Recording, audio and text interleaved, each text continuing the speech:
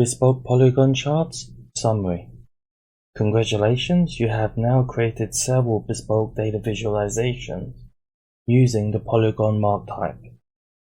These included the following: creating a triangle bar chart where we drew 3 points and connected them into a polygon, where we created a bump chart league table using a polygon shapes using 6 points that we custom arranged.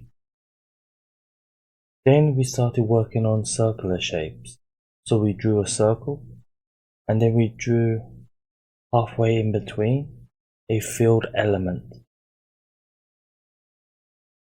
We then created a half circle gauge, so essentially drawing out our foreground and background shapes, filling in one color to create this lovely effect. And finally, a coxcomb chart, which is probably the most difficult tutorial in this course because it combines so many different elements of data densification, table calculations, and the like. So if you made it through all of this, congratulations, because this takes us to the end of this section. And now we are going to look at additional miscellaneous tutorials. The main thing is practice does make perfect. We'll see you in the next section.